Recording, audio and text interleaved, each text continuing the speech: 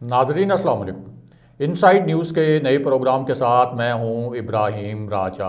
और आज हम बात करेंगे कि एक इंतहाई अहम वफाकी वज़ीर पर फायरिंग और ख़ुदकुश हमलों की कहानी क्या है।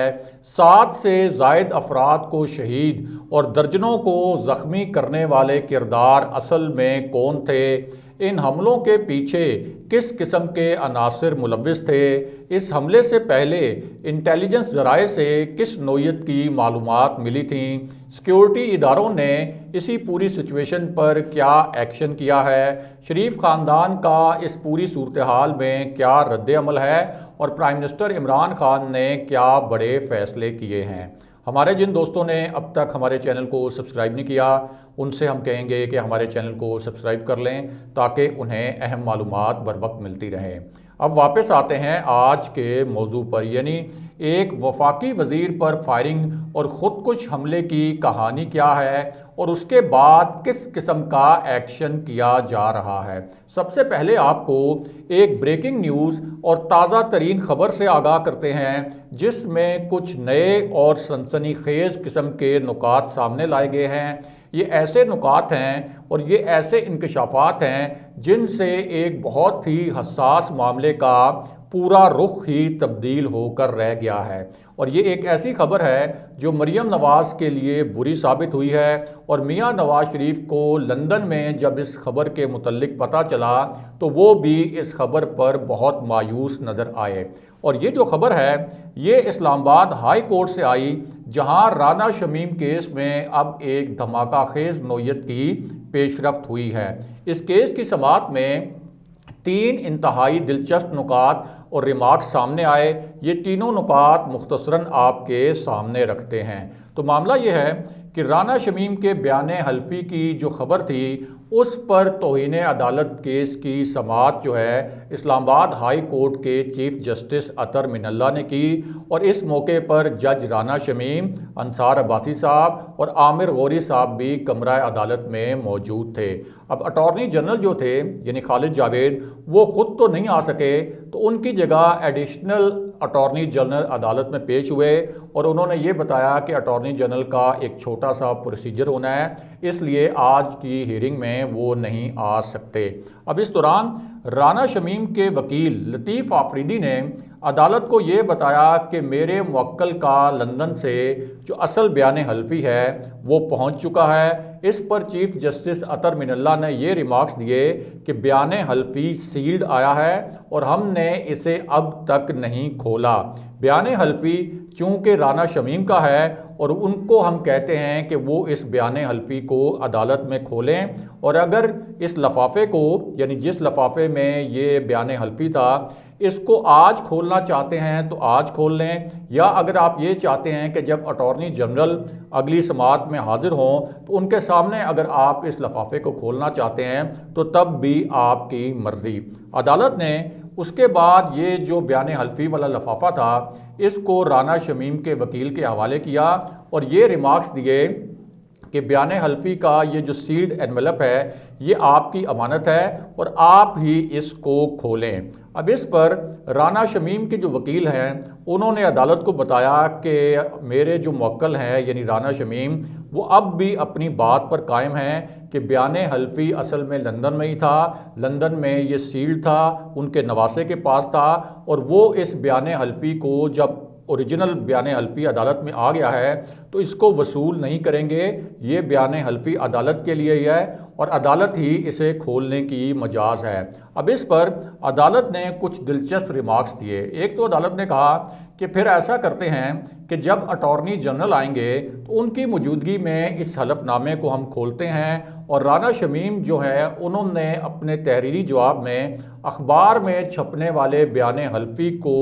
तस्लीम किया था। ये कहा था कि उसका मतन ठीक है और इस मतन से कहीं तौहीन अदालत तो नहीं होती, हम इस पर एक समाअत रख लेते हैं। यदि राना शमीम का जो मौक़िफ़ था कि अखबार में शाया होने वाला हलफनामा ठीक है तो इसके ऊपर ज़रा हम देख लेते हैं कि क्या इससे तौहीन अदालत हुई या नहीं हुई और इस पर एक समाअत रख लेते हैं। उसके बाद चीफ जस्टिस ने ये रिमार्क्स दिए कि राना शमीम ने असल में ये तासुर दिया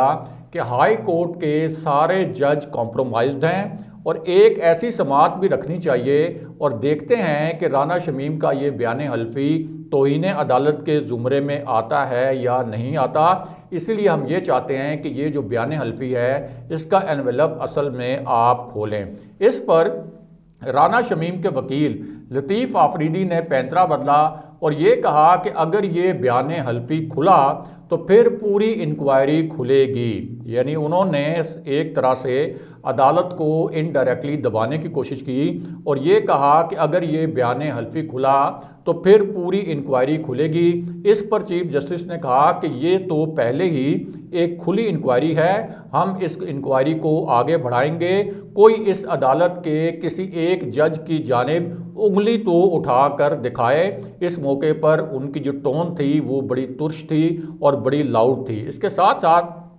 چیف جسٹس نے یہ ریمارکس بھی دیے کہ اس کیس میں اب تک ہم نے فرد جرم عائد کرنے یا نہ کرنے کا فیصلہ نہیں کیا، یہ ایک اوپن انکوائری ہے کیونکہ عدالت پر سوالات اٹھائے گئے ہیں، عدالت کی ساکھ پر سوالات اٹھائے گئے ہیں جج رانا شمیم کے حلف نامے کے ذریعے۔ چیف جسٹس نے یہ بھی واضح کیا کہ اس کیس میں آئین کے آرٹیکل 19 کو دیکھ کر آگے بڑھیں گے، جہاں بنیادی حقوق کا معاملہ آئے وہاں پہ اظہار رائے کا استثناء ختم ہو جاتا ہے، اور عدالت پر عوامی اعتبار کو توڑنا عوام کے بنیادی حقوق سے جڑا ہوا ہے۔ یعنی تاثر یہ تھا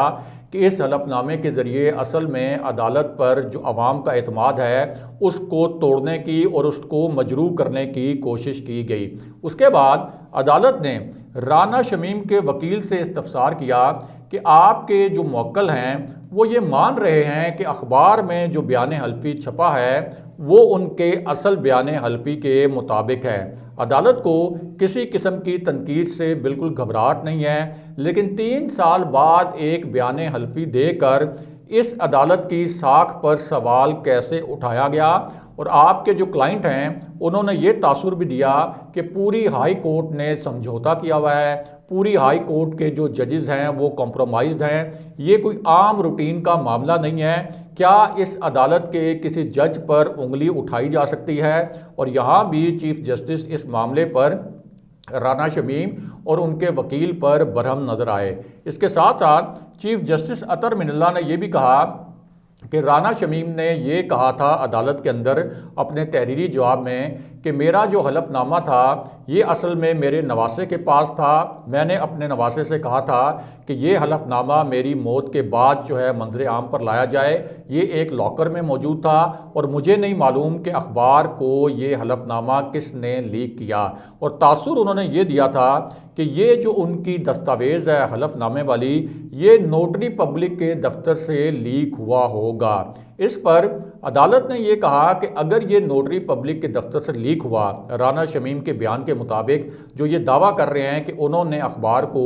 یہ بیان حلفی فراہم نہیں کیا تھا، تو پھر عدالت نے یہ سوال کیا کہ کیا برطانیہ میں نوٹری پبلک کے خلاف کوئی کارروائی کی گئی؟ یعنی تاثر یہ تھا کہ برطانیہ میں جو قوانین ہیں خاص طور پر ڈیٹا کی حفاظت کے لیے ڈیٹا پروٹیکشن کے جو قوانین ہیں وہ بہت ہی سخت ہیں، اور اگر رانا شمیم کو یہ لگتا ہے کہ ان کا یہ حلف نامہ نوٹری پبلک کے دفتر سے لیک ہوا تو پھر تو رانا شمیم کو نوٹری پبلک کے خلاف برطانیہ میں قانونی کارروائی کرنی چاہیے۔ کیا رانا شمیم نے اس معاملے پر کوئی کارروائی کی ہے؟ اب اس کے بعد ظاہر ہے کہ رانا شمیم اور ان کے وکیل سے جب یہ سوال کیا گیا تو انہیں معلوم تھا کہ یہ جو حلف نامہ ہے اصل میں شریف فیملی نے اور رانا شمیم نے مل کر اخبار کو دیا تھا، اور بعد میں جب صحافیوں نے رابطہ کیا تھا رانا شمیم سے اس حلف نامے کی تصدیق کے لیے تو انہوں نے خود تصدیق بھی کی تھی کہ وہ اس حلف نامے کے تمام مندرجات کی تصدیق کرتے ہیں، اس لیے ان کے پاس عدالت کے ایسے سوالوں کا کوئی جواب نہیں تھا۔ اب اس کے بعد یہ جو سماعت ہے یہ 28 دسمبر تک ملتوی تو کر دی گئی، لیکن عدالتی ریمارکس جو آئے ان سے صاف ثابت ہو گیا اور صاف واضح ہو گیا کہ رانا شمیم اپنے جو یہ جھوٹا حلف نامہ تھا اس پر بری طرح بے نقاب ہو چکے ہیں، اور اب ایک اور پوائنٹ ان کے گلے پڑ گیا ہے، یعنی یہ کہ اگر یہ حلف نامہ نوٹری پبلک کے دفتر سے لیک ہوا تو پھر آپ نے اس کے خلاف کارروائی کیوں نہیں کی۔ دوسرا اہم ترین پوائنٹ ان کے گلے جو پڑا ہے جس پر وہ بری طرح ایکسپوز ہوئے ہیں وہ جسٹس عامر فاروق کے متعلق ہے، یعنی جسٹس عامر فاروق کے متعلق انہوں نے یہ الزام لگایا تھا کہ انہوں نے جسٹس ثاقب نثار کو جوابی یقین دہانی کروا دی تھی کہ ہاں میں آپ کے حکم کے مطابق میاں نواز شریف اور مریم نواز کو الیکشن سے پہلے جیل سے باہر نہیں آنے دوں گا، لیکن بعد میں پتہ یہ چلا کہ جسٹس عامر فاروق تو اس بینچ میں شامل ہی نہیں تھے جو اس وقت میاں نواز شریف اور مریم نواز کی اپیلوں کی سماعت کر رہا تھا، اور جسٹس عامر فاروق بیرون ملک بھی تھے، چیف جسٹس اطہر من اللہ بھی اس وقت تعطیلات پر بیرون ملک تھے۔ بہرحال اب واپس آتے ہیں کہ وفاقی وزیر پر فائرنگ اور خودکش حملوں کی کہانی کیا ہے۔ تو معاملہ یہ ہے کہ خیبر پختونخوا کے الیکشن میں 4 تحصیلوں اور 4 علاقے ایسے ہیں جہاں اچانک بڑی خوفناک قسم کی صورتحال پیدا ہوئی اور ایک وزیر پر فائرنگ بھی کی گئی، قاتلانہ حملے بھی ہوئے اور خودکش دھماکے بھی ہوئے۔ سب سے پہلے آپ کو یہ بتاتے ہیں کہ ضلع باجوڑ کی تحصیل مامون میں کیا ہوا۔ اب یہاں پر ایک خودکش دھماکہ کیا گیا جس میں 3 افراد جاں بحق ہو گئے جبکہ 6 سے زائد افراد یہاں زخمی ہیں، اور وزیر اعلیٰ خیبر پختونخوا نے اس خودکش دھماکے کی آفیشلی سرکاری سطح پر تصدیق بھی کی ہے۔ دوسری جانب ضلع کرک کی تحصیل میں نامعلوم افراد نے بڑی شدید نوعیت کی فائرنگ کی اور وہاں سے فرار ہو گئے، اور اس فائرنگ میں پی ٹی آئی کے جو ایم این اے ہیں شاہد خٹک، ان کے چچا زاد بھائی اور ان کا گن مین جاں بحق ہو گیا، 4 افراد زخمی ہیں۔ آپ یہ کہہ سکتے ہیں کہ پی ٹی آئی کے ایم این اے شاہد خٹک تو بچ گئے، لیکن ان کا جو چچا زاد بھائی ہے اور ان کے محافظ جو ہیں اس میں جاں بحق ہو گئے، اور اس اندوناک واقعے کے بعد وہاں پر پولنگ روکنی پڑی۔ اگر ضلع خیبر کی تحصیل باڑہ منڈی کی بات کریں تو یہاں پولنگ اسٹیشن کے اندر گھس کر کچھ افراد نے فائرنگ کی، ان کے پاس جدید اسلحہ موجود تھا اور اس کے نتیجے میں بھی 2 افراد جاں بحق ہوئے، اور یہ بڑی ہی اندھا دھند طریقے سے فائرنگ کی گئی تھی، لیکن یہاں فائرنگ کرنے کے بعد بھی جو فائرنگ کرنے والے ملزمان تھے وہ بآسانی فرار ہونے میں کامیاب ہو گئے۔ ضلع خیبر میں تو آپ یہ کہہ سکتے ہیں کہ اتنی صورتحال خراب تھی کہ یہ پورا علاقہ میدان جنگ بنا رہا، اور زخا خیل اور لنڈی کوتل میں مسلح افراد کے پولنگ اسٹیشنوں پر کئی حملے ریکارڈ کیے گئے اور اتنی فائرنگ کی گئی کہ وہاں فائرنگ سے بھگدڑ مچ گئی، جبکہ کئی مقامات تو ایسے تھے جہاں تصادم کے دوران راکٹ بھی چل گئے۔ جی ہاں، کئی مقامات پر اس قسم کا تصادم بھی ہوا جہاں فریقین نے ایک دوسرے پر راکٹ برسا دیے۔ اسی طرح کئی پولنگ اسٹیشنز ایسے ہیں جہاں بیلٹ باکس توڑے گئے اور الیکشن مواد جو تھا اس کو بھی نقصان پہنچایا گیا، جبکہ صرف بھگدڑ سے زخمی ہونے والوں کی تعداد درجنوں میں بتائی جا رہی ہے۔ تحصیل جمرود کی بات کریں تو اس کے علاقے ملا گوری میں پولنگ اسٹیشن میں بڑی بھگدڑ مچی کیونکہ یہاں پر ہوائی فائرنگ کی گئی تھی، اور بھگدڑ سے اور ہوائی فائرنگ کے دوران گولیاں لگنے سے کئی افراد یہاں بھی زخمی ہوئے ہیں۔ اور اس کے علاوہ ضلع خیبر پختونخوا کے ضلع مومن کا جو علاقہ ہے یہاں پر 3 پولنگ اسٹیشنز پر نامعلوم افراد کی فائرنگ سے ولیج کونسل کے جو جنرل کونسلر تھے وہ زخمی ہو گئے، اور اس حوالے سے بھی بتایا یہ گیا کہ جن ملزمان نے یہ فائرنگ کی تھی وہ اب تک گرفتار نہیں ہو سکے۔ ضلع ٹانگ کی بات کی جائے تو اس کے نوائی علاقے ملا زئی میں پولنگ اسٹیشن پر 2 سیاسی پارٹیوں کے درمیان کھلی فائرنگ ہوئی، اندھا دھند قسم کی فائرنگ کی گئی، بڑا خوفناک یہ تصادم تھا جس کے نتیجے میں کئی افراد زخمی ہو گئے۔ لیکن اسی پوری صورتحال میں ایک اور تشویشناک خبر بھی ہے، اور وہ خبر یہ ہے کہ وفاقی وزیر شبلی فراز اپنے آبائی علاقے کوہاٹ سے پشاور آ رہے تھے کہ درہ آدم خیل کے مقام پر نامعلوم افراد نے ان کی گاڑی پر فائرنگ کی، اور شبلی فراز نے اس فائرنگ کی تصدیق کی۔ شبلی فراز کا یہ کہنا ہے کہ یہ انتہائی ایک ان کے لیے مشکل صورتحال تھی اور انہیں نہیں لگ رہا تھا کہ وہ اس حملے میں بچ پائیں گے۔ ساتھ ہی ان کا یہ بھی کہنا تھا کہ اس حملے میں اتنی شدید فائرنگ کی گئی